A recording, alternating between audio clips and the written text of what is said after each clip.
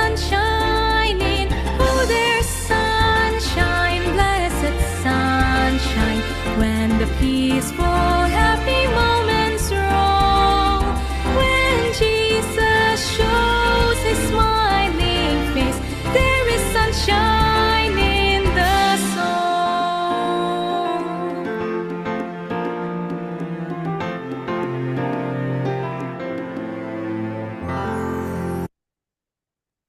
Baik, terima kasih atas pujian tersebut. Pada saat ini, mari kita siapkan hati kita untuk mendengarkan firman Tuhan yang dibawakan oleh Pendeta Bradley Tamalea yang berjudul Kasih, yang terdapat dalam Matius 24 ayat 13 dan 14. Tetapi orang yang bertahan sampai pada kesudahannya akan selamat, dan Injil Kerajaan ini akan diberitakan di seluruh dunia menjadi kesaksian bagi semua bangsa. Sesudah itu barulah tiba kesudahannya. Baik, bagi pendeta dipersilakan. Salam sejahtera bagi kita semua. Salam.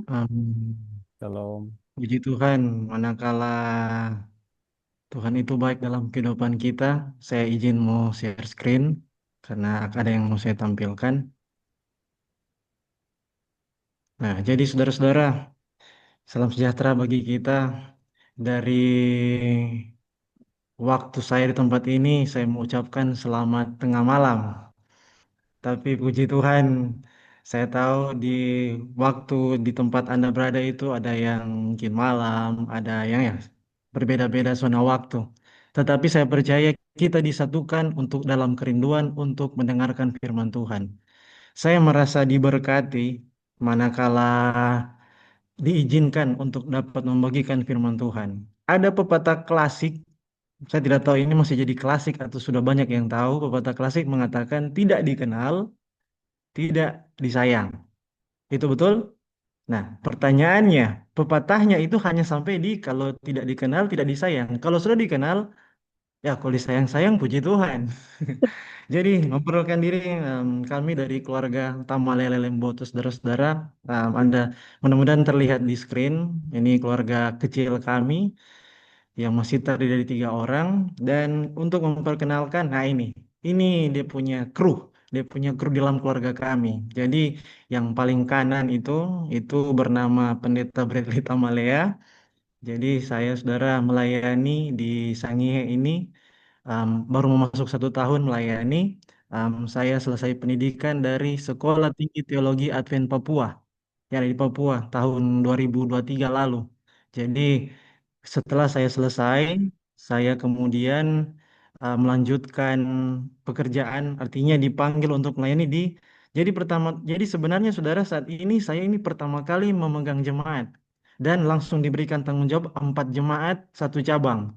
Awalnya waktu saya di Papua di Nabire saya itu seorang chaplain di sekolah SD, SMP, SMA Advent Nabire.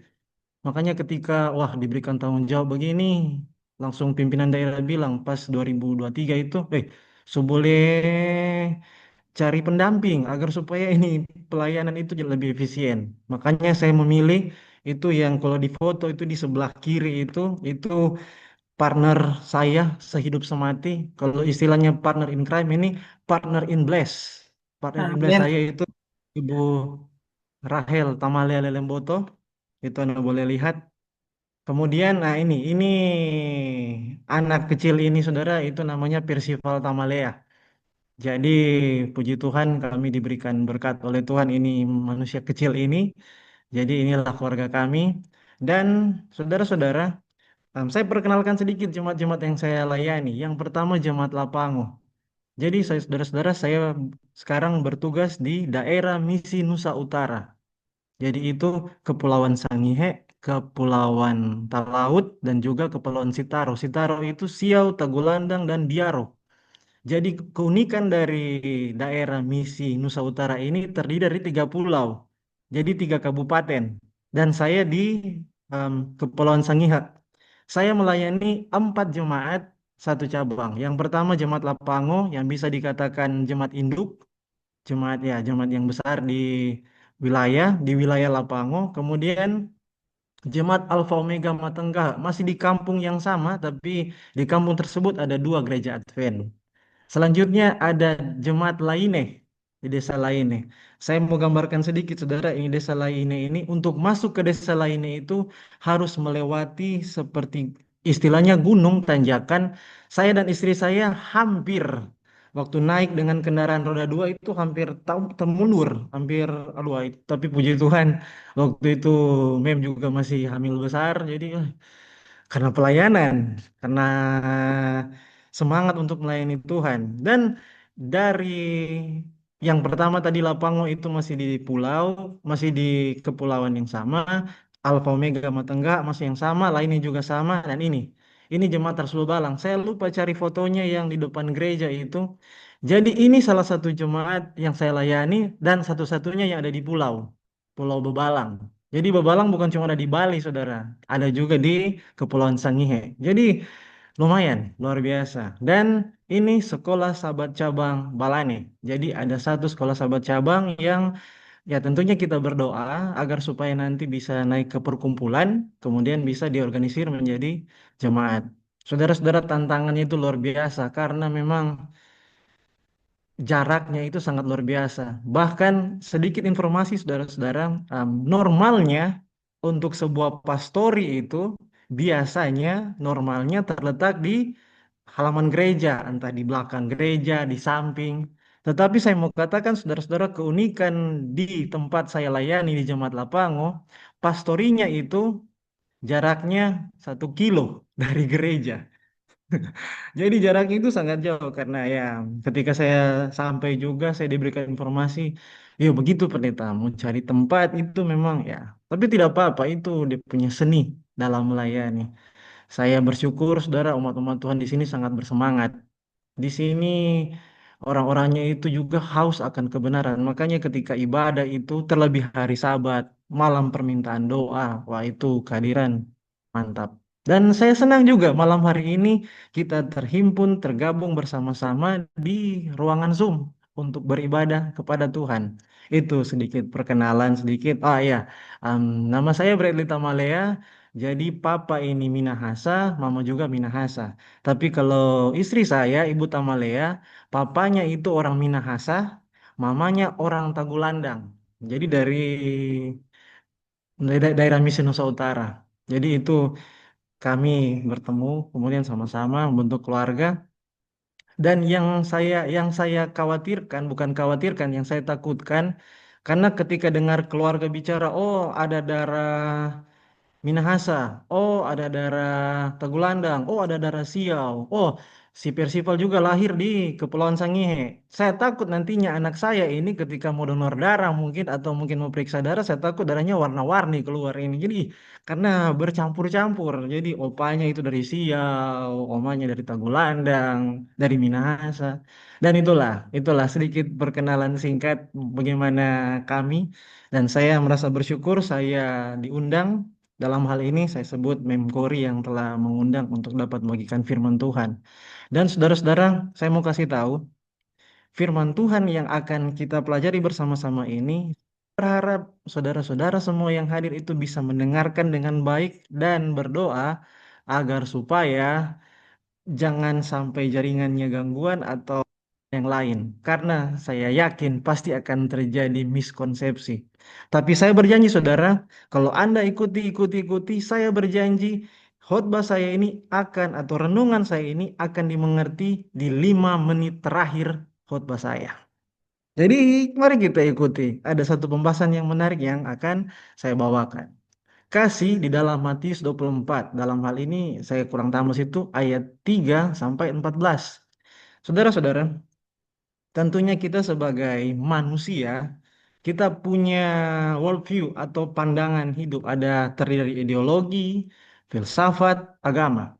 Terlebih kita gereja masih Advent hari ketujuh itu kalau bilang pola pikir agamanya itu artinya ketika kita memiliki worldview atau pola pikir, pola pandangan mengenai keadaan dunia itu, tentunya kita berpikir bahwa ini dunia ini nanti akan berakhir ketika Yesus datang. Jadi artinya itu Kalau mungkin pandangan-pandangan yang lain, hidup itu hanya seperti begitu saja. Ada kehidupan, ada kelahiran, ada kematian, dan ya itu berulang-ulang. Tapi bagi kita tentunya pola pikir kita, pandangan kita sebagai umat-umat Kristen, sebagai orang pengikut Kristus, tentunya akan ada satu waktu bahwa Yesus itu akan datang dan menyelamatkan kita semua. Yang mati dalam kebenaran akan dibangkitkan, diubahkan, dan akan terangkat. Kita yang masih hidup akan dirubah dan akan terangkat ke surga. Itu worldview kita, pola pandang kita terhadap dunia. Tetapi ada kalanya sebagai umat-umat Tuhan, apalagi orang Advent, ketika bicara pandangan agama, tentunya akan mengarah kepada akhir akhir zaman. Dan kebanyakan percaya itu tidak fokus akhir zaman, larinya kemana? Matius pasal 24. Kita akan lihat saudara-saudara, ada satu hal yang akan saya bagikan saat ini bagi kita semua ketika kita mempelajari apa yang akan terjadi ketika Yesus akan datang. Kita percaya bahwa akan ada satu masa, akan ada satu waktu bahwa Yesus akan datang, selamatkan kita. Tetapi ada tanda-tandanya. Ini biasa yang kita dengar dalam Matius pasal 24. Kita harus tahu, saudara-saudara, bahwa percakapan antara murid-murid dan Yesus ini bisa dikatakan sangat dekat. Jadi di dalam hal ini Yesus tidak sedang mengajar kepada orang banyak seperti yang biasa dikatakan oleh firman Tuhan di pasal-pasal yang lain. Bukan dalam keadaan orang banyak, bukan dalam keadaan orang yang berkerumun, orang yang bergerombol, orang yang banyak sekali. Tetapi kalau kita lihat di ayat 3, ketika Yesus duduk di atas bukit Zaitun, datanglah murid-muridnya kepadanya untuk bercakap-cakap sendirian. Menarik di sini berarti ada satu hal yang Yesus ingin bagikan khusus untuk para murid. Muridnya tanya, katakanlah kepada kami, bila manakah itu akan terjadi dan apakah tanda kedatanganmu dan tanda kesudahan dunia? Nah, lihat worldview tadi bermain di sini. Di zaman itu pun murid-murid juga mengharapkan. Karena di satu sisi orang-orang Ibrani, orang-orang Yahudi pada saat itu kan sedang tertindas di bawah penindasan bangsa Romawi. Kapan ini akan berakhir? Kapan orang akan bebas? Katakanlah kepada kami bila manakah itu akan terjadi dan apakah tanda kedatanganmu? Karena mereka percaya bahwa Yesus ini, guru mereka ini adalah wah luar biasa. Apa perkataan Yesus, saudara? Kalau kita bisa lihat di screen, jawab Yesus kepada mereka. Ketika murid-murid tanya, kapan waktu Yesus datang? Yesus bilang apa kata pertama? Kalau mungkin kita yang sering nonton televisi itu ada satu acara, satu tayangan itu yang tentang kriminal-kriminal. Kemudian di akhir acara tersebut ada seorang bapak yang pakai topeng setengah itu. Ada yang mungkin masih ingat itu? Apa istilahnya itu, Bang? Siapalah itu? Anda mungkin yang lebih tahu. Istilahnya adalah kejahatan terjadi bukan karena ada niat, tetapi karena ada kesempatan. Waspadalah, waspadalah. Nah, ketika murid-murid tanya tanda-tanda kedatangan, Yesus jawab apa? Waspadalah supaya jangan ada orang yang menyesatkan kamu. Waspadalah supaya jangan kita kena hoax. Hati-hati saudara. Saya dapati sekarang, wah ini kecanggihan, ini AI, ya kan? Ini artificial intelligence ini bisa-bisa menyesatkan. Saya mau katakan saudara, ini mau jujur saja, di grup keluarga kami itu, grup keluarga itu, om saya beberapa saat yang lalu itu, dia share itu video yang katanya orang-orang yang lagi mandi dalam neraka. Padahal itu makanya saya terangkan, saya hanya chat pribadi saja, Uncle, itu kecerdasan buatan, itu enggak mungkin orang sementara mandi di neraka baru kelihatan. Itu hanya teknik itu sekarang ya sudah lebih canggih, Uncle. Nah, lihat hal-hal seperti ini, tapi kita bilang, tidak, Brad, itu betul itu. Wah, hati-hati dengan berita-berita hoax. Sekarang saudara-saudara, video bisa diambil penggal-penggal. Sekarang tayangan itu bisa dirubah, dia punya apa istilahnya face cam, apa istilahnya itu. Bisa dirubah. Makanya saudara, tidak heran Yesus katakan waspada. Supaya apa? Supaya jangan ada orang yang menyesatkan kamu. tanda-tanda Yesus adalah akan terjadi banyak penyesatan. Tanda-tanda sebelum kedatangan Yesus akan banyak sekali penipuan, akan banyak sekali hoax. Maka Yesus bilang, waspadalah supaya jangan ada orang yang sesatkan kamu.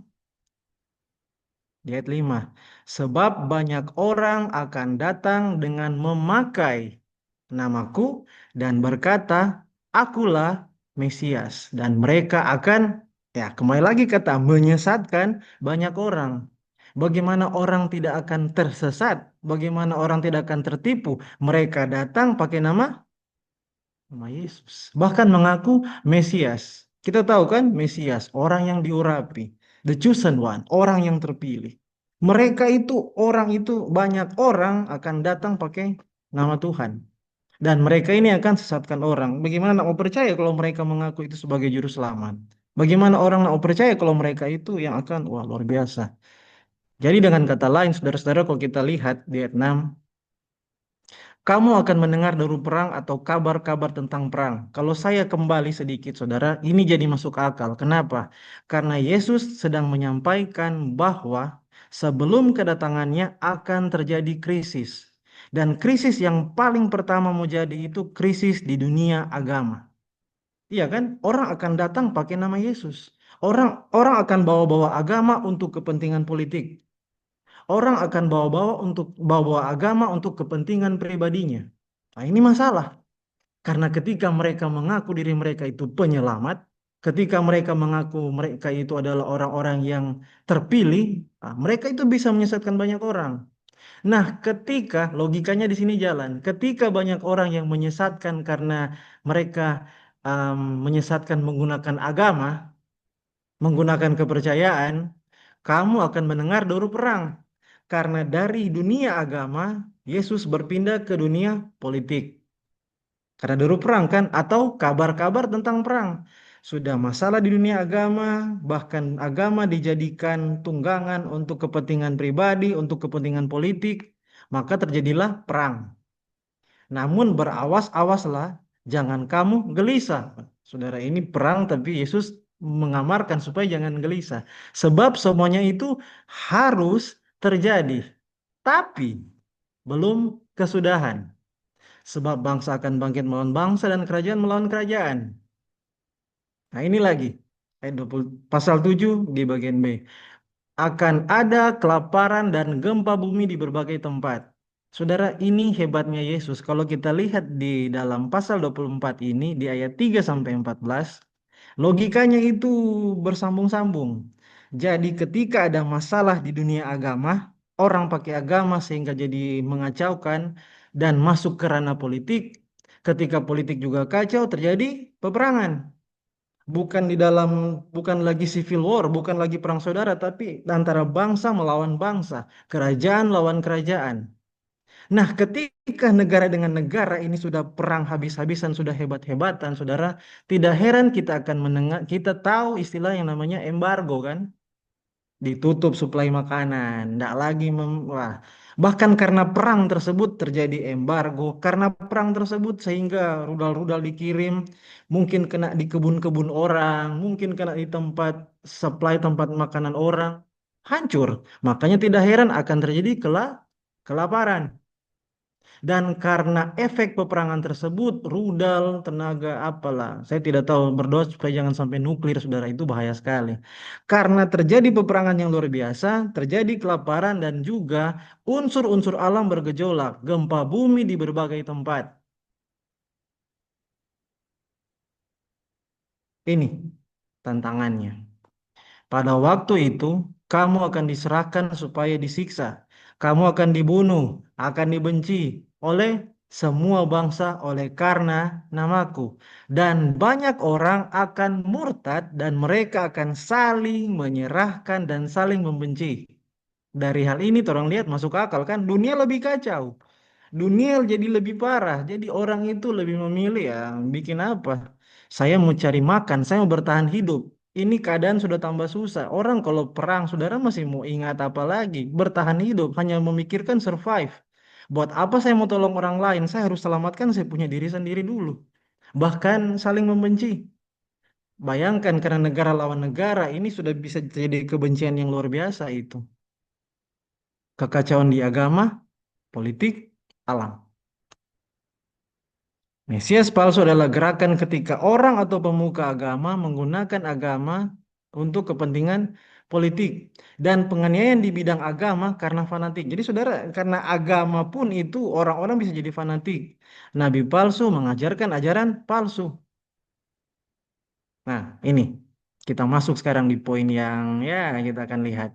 Dan karena makin bertambahnya, maaf, dan karena makin bertambahnya kedurhakaan, garis bawahi, bertambahnya kedurhakaan, maka kasih kebanyakan orang akan menjadi dingin. Saya berikan pembanding ini saudara-saudara. Kalau di dalam New King James, dia bilang lawlessness. Begitu juga hal-hal yang lain. Tetapi di dalam New International Version, dia pakai kata wickedness. Kalau yang lain itu ketiadaan hukum, tetapi New International Version katakan wickedness, kejahatan. Ada yang mungkin lebih artikan ini, ada yang lebih tahu, lebih fasih. Ini wickedness ini sudah paling parah ini. Dan tahukah Anda? Jadi kalau kita artikan itu lawlessness, jadi seperti ini. Dan karena makin ketidakadaan hukum bertambah-tambah, maka kasih kebanyakan orang akan menjadi dingin. Ya, mau pakai hukum bagaimana? Orang perang, orang so pikir bertahan hidup. Orang, minta maaf, ini logat dialek Nado keluar ini, minta maaf. Dan karena makin ketidakadaan hukum, karena perang, karena orang memikirkan dirinya sendiri, bagaimana cara mau survive. Untuk apa itu hukum? Orang lari tunggang langgang sana lihat rudal kiri kanan, masih mau pikir hukum, masih mau pikir aturan. Yang dibutuhkan adalah supaya bisa bertahan hidup, supaya bisa tetap stay. Maka kasih kebanyakan orang akan menjadi dingin. Saudara-saudara, ini jadi menarik. Kenapa saya katakan menarik? Anda lihat, mana itu? Logika di ayat 12 itu terbalik. Dan karena makin bertambahnya kedurhakaan, maka kasih kebanyakan orang akan menjadi dingin. Sebenarnya, oleh karena kasih manusia menjadi dingin, maka tidak heran kejahatan bertambah-tambah. Apa artinya? Rugi jadi orang baik.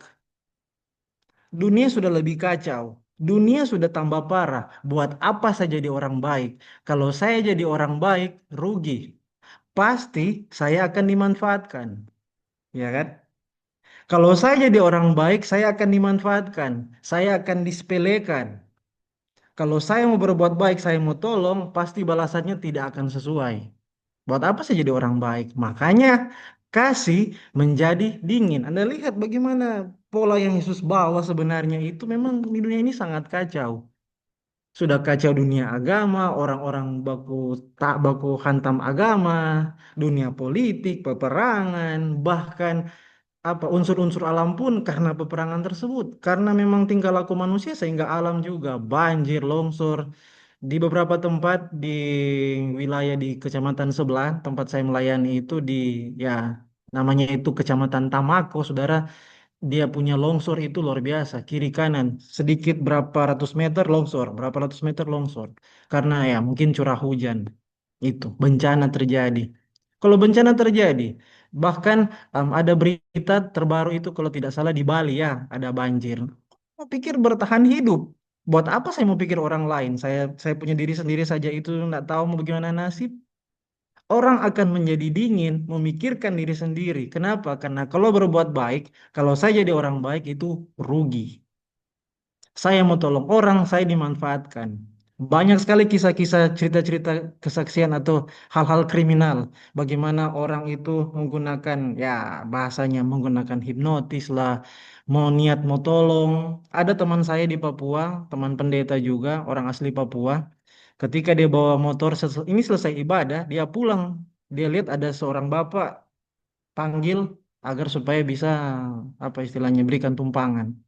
Ya, karena dia lihat bapak yang jalan sendiri karena memang sudah jalan juga karena sudah malam hari sekitar jam-jam 9, jam 10 di Papua itu sudah rawan-rawan. Tapi karena teman saya ini kasihan lihat bapak ini jalan kaki juga sudah tua, diberikan tumpangan.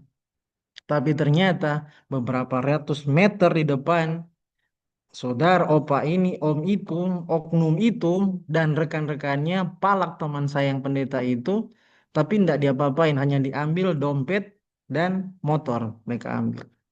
Berbuat baik. Buat apa berbuat baik? Rugi. Yang sekarang orang fokuskan supaya bisa survive, bisa bertahan hidup. Untuk apa mengasihi? Saya jadi bulan-bulanan nanti kalau saya mengasihi. Udah lihat bagaimana sekarang kalau pikir dunia? Oleh karena kejahatan bertambah-tambah, itu sebabnya kasih kebanyakan orang menjadi dingin. Itu akibat. Karena kejahatan sudah lebih banyak. Karena peraturan sudah banyak diabaikan. Karena hal-hal yang buruk itu sudah semakin marak terjadi. Maka kasih kebanyakan orang menjadi dingin. Orang lihat sekarang. Kita lihat bagaimana dunia kita sekarang yang kita tinggali. Itu yang mungkin ada di luar negeri. Bagaimana keadaan itu terjadi. Ini menarik. Saya yakin saudara-saudara ketika mendengar atau membaca ayat ini, oh biasa ayat ini jadi ayat yang diposting, ya kan? Tetapi orang yang bertahan sampai pada kesudahannya akan selamat. Nah, saudara-saudara, saya berikan pembanding lagi. Anda lihat, dari semua sebagian besar Alkitab terjemahan dari New King James Version dan yang lain itu, saudara lihat menggunakan kata endures, bertahan. Tetapi sekali lagi di New International Version dia katakan stand firm, berdiri teguh. Tetapi siapa yang berdiri teguh sampai akhir akan selamat. Kita harus bertanya, bertahan, bertahan dari apa? Berdiri teguh dari apa? Dan mereka yang bertahan memegang teguh kebenaran sampai akhir akan selamat. Apakah seperti itu? Kalau kita baca ayatnya sendirian, pasti kita akan mengambil kesimpulan seperti itu. Kalau kita ambil ayat ini, ayat 13 dipisah dari satu perikop tersebut.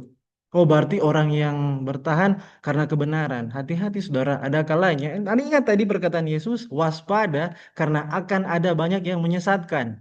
Bahkan kebenaran pun itu akan dipreteli supaya orang-orang tersesat. Makanya saya mau katakan saudara-saudara, kalau kita lihat di dalam perikop ini, di dalam ayat 12 dan 13, kata tetapi itu kata sambung. Artinya itu mengindikasikan sambungan dari poin sebelumnya, ayat 12 dan 13. Dan karena makin bertambahnya kedurhakaan, maka kasih kebanyakan orang akan menjadi dingin. Tetapi orang yang bertahan sampai pada kesudahannya akan selamat. Artinya apa? Orang yang bertahan untuk mempertahankan kasih yang akan selamat. Saya katakan tadi kan, orang lebih milih diri sendiri. Buat apa saya mengasihi? Buat apa saya jadi orang baik? Tetapi orang yang bertahan sampai pada kesudahan, yang bertahan di dalam kasih yang akan diselamatkan. Amin. Apakah ini mudah atau ini sulit? Kita bisa jawab dalam hati kita masing-masing. Orang yang bertahan itu bukan masalah kebenaran, karena kebenaran itu masing-masing. Tetapi orang yang bertahan di dalam kasihnya, walaupun rugi, itu orang-orang yang akan diselamatkan. Iya, saya mau katakan, menjadi orang yang baik itu saudara memang, wah, tantangannya luar biasa. Bahkan dengan keadaan dunia yang telah Yesus jabarkan tadi, apakah Anda masih mau mengasihi? Walaupun terjadi kekacauan di dunia agama, orang bisa saling serang agama, tapi kalau Anda memilih untuk bertahan untuk mengasihi, apalagi yang mungkin berbeda kepercayaan, itu yang akan bertahan sampai pada dan akan selamat. Orang yang bertahan mempertahankan kasihnya walaupun terjadi gejolak politik, orang yang bertahan mempertahankan kasih walaupun terjadi peperangan, walaupun terjadi bencana, orang-orang tersebut yang akan selamat. Makanya kalau orang kita ambil ini pas ayat 13 sendirian, wah, kita akan kehilangan maknanya. Yang ternyata bahwa Yesus lagi menekankan kasih. Manakala kita mempersiapkan diri kita di akhir zaman. Problemnya saudara, ketika kita bicara kasih, bicara cinta, love ini, orang lalu mengindikasikan, wah sama seperti film-film ini. Saya pakai contoh saja. Ini bukan saya anti saudara ya, supaya terangkan lihat. Nah, seperti ini. Apakah kasih itu, cinta itu sama seperti ini? Sama seperti tayangan-tayangan. Nah, ini mungkin. Tadi mungkin dari Korea. Ada yang lihat mungkin tayangan yang ini. Atau mungkin yang ini, ada yang lebih tahu. Ya, ini mungkin yang ya mungkin tuh ada yang senyum-senyum di sini. Ada yang tahu ini toko siapa? Nah, itu kan. Oh, cinta. Oh, dia mencintai. Oh, dia sangat mengasihi. Ini yang top anak-anak muda ini, Dilan dan ya temannya. Saudara-saudara, kita harus lihat bahwa dimensi lain dari kasih dalam Matius 24 adalah kasih adalah memilih pilihan-pilihan sukar dan sulit daripada pilihan-pilihan yang gampang dan mudah. Oh, saya mengasihi anak saya. Makanya saya memang didik betul-betul, saya hajar. Padahal bisa saja mungkin ada masalah di tempat kerja, bos marah-marah karena tidak bisa lampiaskan ke istri, jadi lampiaskan ke anak. Kasihan. Tapi karena saya mengasihi anak saya, jadi pakai.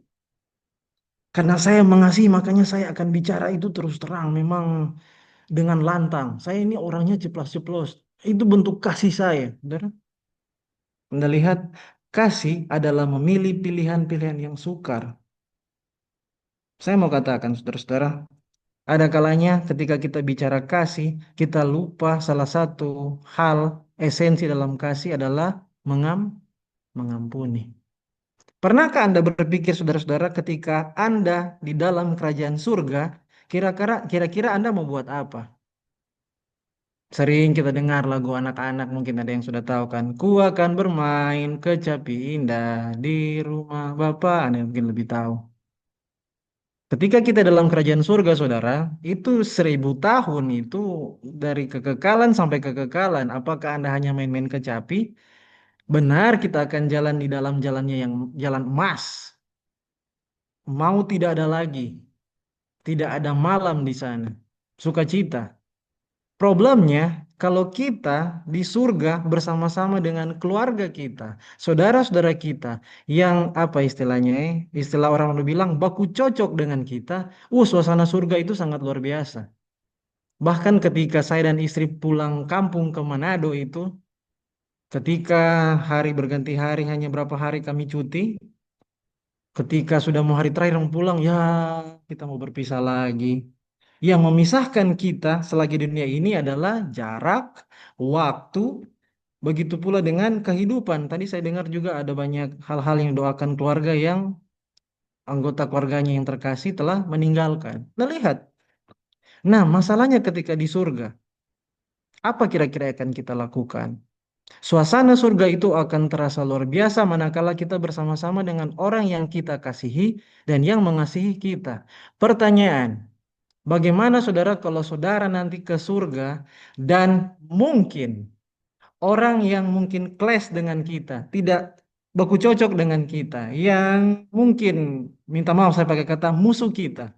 Ketika dia setia, dia berdoa juga bergumul dan masuk surga. Ketika Anda ketemu dengan orang tersebut dalam kerajaan surga, Anda mau bilang apa sama Yesus? Aduh Tuhan, saya turun saja daripada saya mau lihat Bapak sana. Saya turun saja daripada saya lihat Ibu sana. Mengampuni. Kalau tidak salah di dalam pelajaran sekolah Sabat di dalam Yeskil 36 itu disinggung itu di hari Sabat yang lalu kalau tidak salah Yeskil 36 ayat 26. Aku akan memberikan kamu hati yang baru. Ingat kasih memilih pilihan yang sukar dan sulit daripada pilihan-pilihan yang gampang. Mengasihi itu identik dengan mengampuni, dengan identik memaafkan. Saudara, mau kapan lagi? Pendeta kan nanti kita akan diubahkan. Iya, kapan diubahkan kalau tidak dari sekarang mau berubah? Dan Injil kerajaan ini akan diberitakan di seluruh dunia menjadi kesaksian bagi semua bangsa. Sesudah itu barulah tiba kesudahannya. Saya percaya saudara ayat ini sering dijadikan motivasi untuk mau menginjil, untuk mau memberitakan kabar baik. Ya kan? Saudara-saudara, kalau kita lihat berdasarkan logika dari pasal 24 ayat 3 sampai 14 ini, dan karena makin bertambahnya kedurhakaan, kasih kebanyakan orang jadi dingin, tetapi orang yang bertahan sampai pada kesudahannya akan selamat. Dan Injil Anda lihat di ayat 14 itu diawali kata dan. Tentunya kita tahu artinya itu sambungan juga dari atas. Kita lihat. Dan Injil kerajaan ini akan diberitakan di seluruh dunia. Secara garis besar Yesus mengatakan, Injil kerajaan atau dikatakan gospel, kabar baik adalah bagaimana saudara dan saya tetap mengasihi. Itu Injil. Ketika kita memilih untuk melakukan hal yang sulit, yaitu mengasihi, mengampuni, menyayangi, bahkan kita itu dibuat yang tidak baik sama orang lain, kita lah yang akan menjadi kesaksian bagi semua bangsa. Sesudah itu barulah tiba kesudahan. Ini 5 menit yang saya janjikan, saudara-saudara. Kita lihat dalam tulisan Nyonya White, saya kutip dari Sign of the Time di salah satu artikelnya, yaitu Among the Churches tahun 1882. Nah, lihat ini 1882 ini Nyonya White tulis. Nah, lihat. Firman Tuhan menyatakan bahwa juru selamat kita segera datang di awan-awan di langit dengan segala kuasa dan kemuliaannya. Kita dinasihatkan untuk berjaga dan untuk menunggu dan berdoa untuk kedatangannya. Dengan intensitas dari semangat iman kita, dengan kemurnian kasih kita, mari kita tunjukkan bahwa kita percaya akhir dari segala sesuatu sudah dekat. Nah, lihat, intensitas dari semangat iman, kemurnian kasih, pengharapan. Jadi kayak apa kan 1 Korintus 13 kan? Iman, pengharapan, kasih. Dan yang terbesar adalah kasih. Kutipan terakhir. Review and Herald. Dalam satu artikel namanya The Missionary Spirit. Ribuan orang yang sekarang menolak kabar keselamatan akan menerima Kristus kalau saja mereka melihat keindahan tabiatnya dicerminkan di dalam hidup para pengikutnya. Tidaklah mengherankan bahwa musuh menggunakan segala usaha di dalam kuasanya untuk menciptakan persoalan, perpecahan, dan pertengkaran di dalam gereja Tuhan, supaya mereka tidak memancarkan kemuliaan tabiat Kristus. Saudara-saudara, di malam hari ini, marilah kita mengasihi. Walaupun sulit, walaupun sukar, marilah kita saling mengasihi. Bahkan Yesus mengamarkan agar tetap bertahan sampai pada kesudahannya adalah tetap mengasihi walaupun kita dirugikan. Tetap mengasihi walaupun kita disepelekan. Tetap mengasihi walaupun rasa sakit yang diberikan itu sangat besar. Karena hal tersebut, manakala saudara-saudara yang ada pada saat ini mempertahankan kasih tersebut, itu yang akan menjadi kebenaran kepada seluruh dunia. Kabar baik. Oh, ada ibu yang ada di tempat ini, contohnya yang ada di Belanda, yang ada di Inggris, yang di mana tetap berbuat baik. Itu yang akan jadi gospel. Kiranya firman Tuhan pada saat ini menjadi kekuatan bagi kita semua, sehingga kita dapat saling mengasihi, mempertahankan semangat untuk saling mengasihi, supaya ketika Tuhan datang, kita semua dapat diselamatkan. Untuk kemuliaan nama Tuhan, Tuhan berkati kita semua. Amin. Amin. Terima kasih Pendeta Tantolia.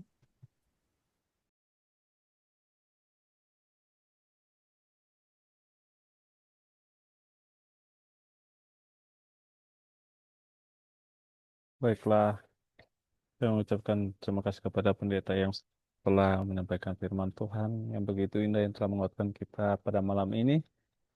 Biarlah ini boleh selalu menjadi bekal dalam kita menjalani hari-hari kita yang akan datang agar tetap memiliki kasih seperti yang Tuhan sudah ajarkan dalam kehidupan kita. Sekarang kita akan menutup acara ibadah kita pada malam ini dengan menyanyikan lagu tutup Bawalah yang hilang yang terdapat dalam lagu Sion edisi lengkap 316.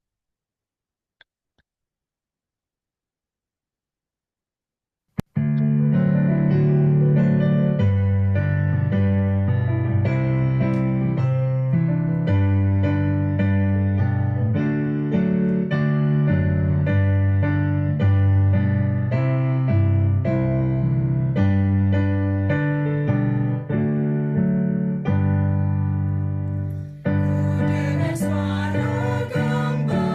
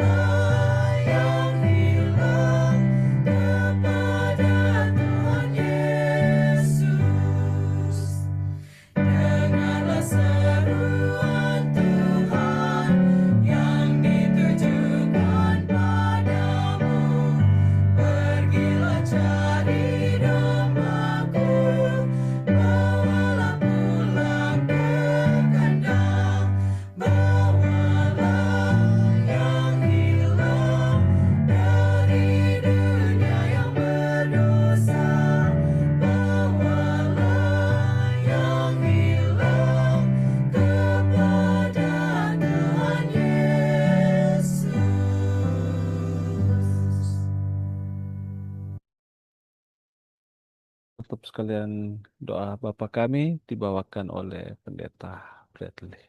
Dipersilakan. Kita tunduk kepala kita berdoa.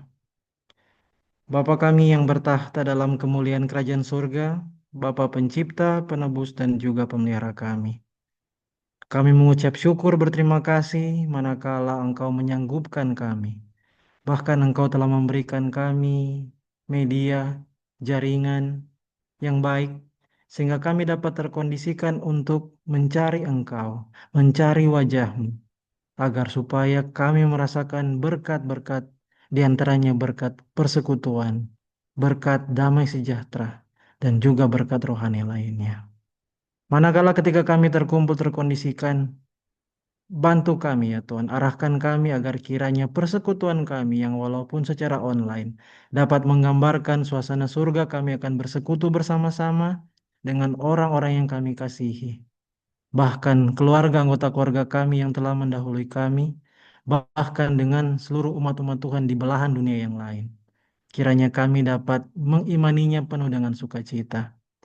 Berkati bagi ibadah kami saat ini, terlebih bagi firman Tuhan yang telah kami pelajari bersama-sama. Ada kalanya kami senang mendengarkan laporan-laporan penginjilan, bagaimana suksesnya di tempat ini, di tempat itu, di tempat A, tempat B. Tetapi menjadi pelajaran bagi kami di malam hari ini, agar supaya kamilah yang akan menjadi Injil, agar tiba kesudahan kami semua dapat diselamatkan. Kiranya kami dapat menghidupkan hidup penuh kasih. Kami akan mengasihi walaupun rugi. Kami akan mengasihi walaupun disepelekan. Kami akan mengasihi walaupun itu merupakan pilihan yang sulit. Bantu kami ya Tuhan dengan kuasa Roh Kudus-Mu agar firman di saat ini yang telah kami dengarkan dapat termeterai dalam hati dan pikiran sehingga kami dapat mempraktekannya, mengamalkannya, melakukannya di dalam kehidupan kami sehari-hari. Hamba ingin mendoakan umat-umat Tuhan yang hadir pada saat ini melalui ruangan Zoom, di dalam aktivitas mereka, di dalam pekerjaan mereka, di dalam pendidikan mereka, di dalam segala usaha-usaha mereka. Kiranya Engkau berkati. Tambahkan kekuatan, kesehatan, roh, suka menurut, cinta kasih dalam rumah tangga, berkat-berkat materi, terlebih berkat rohani. Berkati ya Tuhan, agar supaya apapun yang didoakan, apapun yang dikerjakan itu dapat layak di hadapan hadirat-Mu. Berdoa agar kami juga dapat tetap saling mengasihi, bahkan tetap semangat untuk memberitakan kabar baik keselamatan manakala Engkau akan datang untuk kedua kalinya dengan cara kami sendiri. Manakala ketika kami di tempat-tempat yang berbeda, tantangan yang berbeda, kiranya hikmat dari surga berlaku atas kami, agar kami dapat menjangkau jiwa-jiwa sekitar kami, membawanya itu untuk lebih datang dekat kepadamu. Berdoa bagi yang hadir pada saat ini, kiranya berkat-berkat dari surga melimpah di dalam kehidupan mereka. Kiranya kami yang telah mendengarkan firman-Mu, kami yang telah membaca firman-Mu, dan yang akan mengamalkan firman-Mu, yang hadir pada saat ini, kami dapat menjadi umat-umat yang dihiburkan, dikuatkan, diteguhkan, disegarkan, bahkan diubahkan. Dan kiranya pada saat ini manakala ketika hamba mengangkat tangan, Tuhan memberkati engkau dan melindungi engkau. Tuhan menyinari engkau dengan wajahnya dan memberkati engkau dan memberi engkau kasih karunia. Tuhan menghadapkan wajahnya kepadamu dan memberi engkau damai sejahtera. Dan manakala ketika kami mengakhiri doa kami akan membawakan doa yang seperti yang telah engkau ajarkan. Bapa kami yang di surga, dikuduskanlah namamu. Datanglah kerajaanmu, jadilah kehendakmu di bumi seperti di sorga. Berikanlah kami pada hari ini makanan kami yang secukupnya. Dan ampunilah kami akan kesalahan kami, seperti kami juga mengampuni orang yang bersalah kepada kami. Dan janganlah membawa kami ke dalam pencobaan, tetapi lepaskanlah kami daripada yang jahat. Karena Engkaulah yang mempunyai kerajaan dan kuasa dan kemuliaan sampai selama-lamanya. Amin. Amin. Amin. Baik, ibadah kita pada malam ini telah selesai. Sekarang kita kembalikan kepada pimpinan pendoa. Terima kasih Hugan yang sudah memimpin ibadah kita dan terlebih lagi khususnya Pendeta Tamalea yang sudah memberikan renungan. Biarlah itu boleh menguatkan kita semua terlebih lagi menghadapi situasi sekarang ini ya. Mana-mana tapi itu tidak menggoyahkan iman kita untuk tetap setia dan mencari Tuhan selalu. Tolong sampaikan salam kami kepada Ibu dan juga Tuhan memberkati keluarga pendeta. Dan sampaikan juga salam kami kepada umat-umat Tuhan dimanapun pendeta berada. Amin. Lalu mendoakan dimanapun. Dan juga terima kasih atas kehadiran kita semua. Dan sebagai ucapan terima kasih, saya mewakili pendoa Eropa ingin menyampaikan sebuah sertifikat secara digital dan ini nanti akan saya berikan kepada melalui Tante Kori. Dan di sini di sebelah kiri gambar itu ada bendera-bendera perwakilan dari umat-umat Tuhan yang berada di Eropa. Tapi ini Eropa plus. Ada yang di Amerika, ada yang di Kanada, ada yang di Cekoslovakia, dan khususnya pembicara kami dari Indonesia. Terima kasih pendeta sudah melayani kami dan sudah begadang ya ini. Tuhan memberkati pendeta. Dan kalau pendeta ingin mengundurkan diri, silahkan. Dan selamat beristirahat kembali. Tuhan memberkati kita Oke. semua. Memberkati Silakan semua, saya izin pamit dulu. Terima Ya, kasih, selamat Pendeta. pagi. Terima kasih. Terima kasih. Iya.